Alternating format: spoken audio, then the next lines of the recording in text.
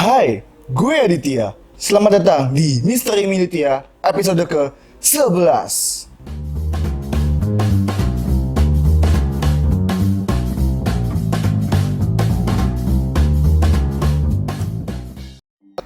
Di episode kali ini, gue sangat excited ya karena gue bakal coba ngelakuin hal yang sebenarnya jadi tren di tahun 2010 sampai 2012. Khususnya buat kalian yang suka buka situs Kaskus, banyak sekali thread-thread yang dimana mereka mencoba membahas tentang misteri-misteri atau teka-teki yang disebut riddle. Nah, riddle story ini yang ada di Indonesia sudah banyak banget berkembang ya. Dari mulai tentang kasus pembunuhan, kasus penculikan, sampai kasus-kasus yang memaksa otak kita untuk memecahkan dengan kata-kata yang sedikit diberikan clue. Apakah kalian bisa nanti bareng sama gue buat mecahin riddle-riddle yang ada di internet? Nah, sebelumnya buat kalian yang sudah jarang banget nih pergi ke sekolah atau pergi untuk kuliah, gue mau tantang kalian buat sama-sama pecahin riddle ini bareng gue. Nah, langsung aja nggak usah lama-lama, kita langsung ke teka-teki yang pertama. Seorang pria membunuh istrinya di dalam sebuah mobil dengan menggunakan sebuah pisau. Kemudian, ia membuang mayat istrinya dengan hati-hati agar tidak meninggalkan jejak. Pisaunya pun dibuang ke sebuah jurang yang tak jauh dari rumahnya sebelum ia pulang ke rumah. Tak lama kemudian, polisi menelponnya dan memberitahunya bila istrinya telah ditemukan meninggal. Istrinya dibunuh oleh seseorang dan polisi meminta agar dia langsung ke TKP. Tak lama kemudian, sang suami pun sampai di TKP dan menanyakan bagaimana perihal pembunuhan ini. Polisi langsung menahannya dan membawanya ke penjara. Lalu pertanyaannya adalah, bagaimana sang polisi mengetahuinya? Gue kasih waktu 5 detik buat kalian berpikir. 1, 2, 3, 4, 5. Udah ada yang tahu jawabannya? Sebenarnya ini cukup gampang ya, masih mudah ya, karena clue-nya adalah polisi menelpon suaminya dan mengatakan bahwa istrinya telah dibunuh. Jawabannya adalah polisi tidak memberitahu di mana alamat pembunuhannya. Sampai si suami itu langsung tiba di TKP dan menanyakan bagaimana pembunuhannya. Polisi lantas tahu bahwa suamilah yang membunuhnya karena polisi tidak memberitahu TKP-nya. Langsung saja ke kasus yang kedua. Di hari Minggu, seorang pria telah terbunuh dan istrinya langsung memanggil polisi. Lantas polisi menanyai dan menginterogasi orang-orang yang bekerja di rumah tersebut. Nah, mereka semua memiliki alibi masing-masing, di mana yang pertama, si istri berkata ia sedang tertidur. Yang kedua, si pembantu sedang membersihkan kamar mandi. Yang ketiga, si tukang kebun sedang mengambil surat di kotak pos. Yang keempat, si tukang masak sedang menyiapkan sarapan. Dan yang kelima, sopir berkata ia sedang memperbaiki mobil di garasi. Setelah mendengarkan kesaksian tersebut, detektif langsung menangkap salah satu dari pekerja yang ada di rumah tersebut. Menurut kalian, dari sang istri, pembantu, tukang kebun, tukang masak, dan sopir, siapakah yang telah membunuh si suami? Gue kasih waktu 5 detik dari sekarang. 1, 2, 3, 4, 5. Mungkin kalian udah tahu jawabannya, atau mungkin kalian udah nebak-nebak nih, kira-kira siapa sih yang janggal gitu memberikan alibinya? Iya, yang membunuhnya adalah si tukang kebun. Ada yang tahu jawabannya? Tukang kebun beralibi ia sedang mengambil surat di kotak pos atau menerima sebuah surat. Sedangkan peristiwa ini terjadi pada hari Minggu, yang dimana kantor pos tuh semuanya tuh tutup dan tidak ada pengiriman surat. Alibinya pun menjadi terbongkar dan polisi langsung menangkapnya dan dibawa ke penjara.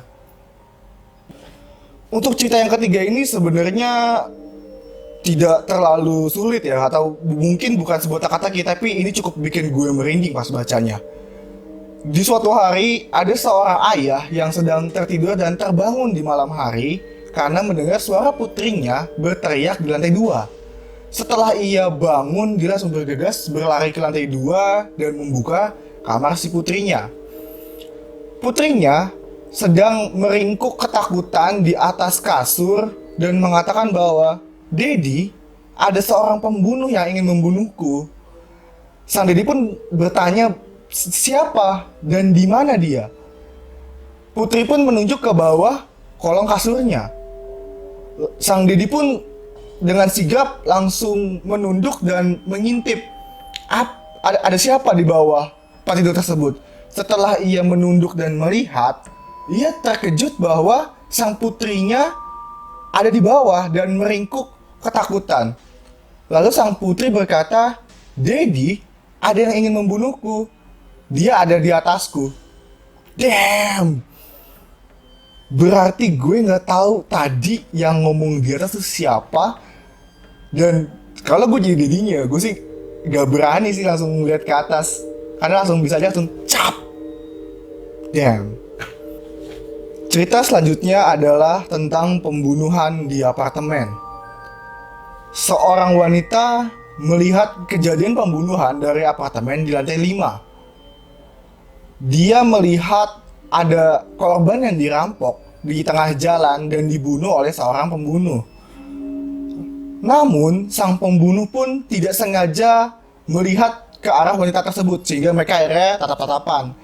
Dan pembunuh itu langsung menunjuk si wanita tersebut seperti ini, ditunjuk mungkin agar si wanita ini tidak buka mulut atau tidak melaporkan kejadian pembunuhan ini. Lalu sang pembunuh pun langsung berlari ke arah gang. Sang wanita pun berkata, "Alhamdulillah, semoga sang pembunuh cepat tertangkap." Apa misteri yang ada di riddle tersebut? Gue kasih waktu 5 detik. 1, 2, 3, 4, 5. Ada yang udah tahu jawabannya? Ya.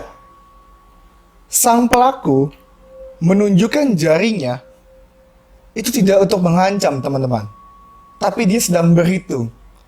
1, 2, 3, 4, 5. Dia sedang menghitung ada di lantai berapa wanita itu. Dan dia langsung berlari ke gang untuk menuju tangga darurat dan membunuh wanita tersebut. Gue pas baca ini tuh ikutan merinding. Ternyata dia itu bukannya nunjuk, dia tuh berhitung si wanita itu di lantai berapa. Jadi kalau kalian mungkin penonton gue nggak sengaja menyaksikan kejadian pembunuhan, kalian harus lari sekarang. Kita lanjut ke cerita terakhir yang ini mungkin akan jadi blow mind banget, tapi kita sama-sama pecahin ya.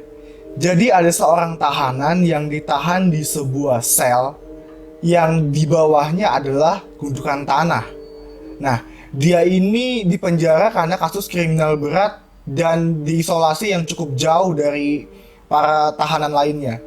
Sel ini sangat kokoh dan dibatasi oleh beton-beton dan jeruji yang cukup kuat untuk menahan dia. Tidak diberikan sebuah sendok, skop, atau apapun yang digunakan untuk menggali agar dia tidak kabur. Suatu saat diberikan makan siang, sang sipir pun kaget. Di sel yang tepat dia berada itu ternyata kosong. Setelah dicari-cari, dia tidak menemukan apa-apa, melainkan hanya sebuah potongan kaki yang diduga adalah milik si pelaku. Lalu bagaimana caranya dia kabur dari sel dengan cara meninggalkan sebuah kaki? Gua kasih waktu 5 detik ya.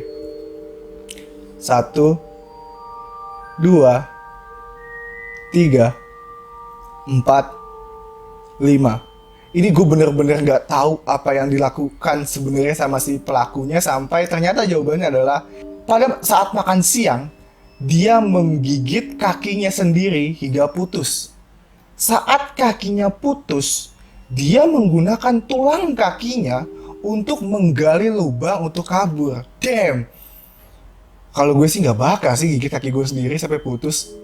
Jadi itu adalah riddle-riddle yang udah gue kumpulin dari internet dan beberapa dari blog serta situs-situs yang mungkin menyediakan riddle serta teka-teki misteri. Gue yakin kalian sendiri bisa membuat riddle dan teka-teki yang sebenarnya cukup creepy ya kalau kita bayangin, karena misteri-misteri ini kita pecahkan dengan cara yang tidak seumumnya atau blow your mind gitu kan. Dan gue ngucapin terima kasih buat kalian yang masih tetap stay sampai di episode 11 ini. Semoga kalian tetap terhibur dengan channel ini. Gak lupa gue ingetin buat para penonton baru untuk klik tombol subscribe dan nyalakan lonceng notifikasinya agar setiap gue buat video baru kalian akan langsung dapat notifikasinya. Gue Aditya, dan saat kalian nonton video ini gue saranin untuk jangan pernah sendirian.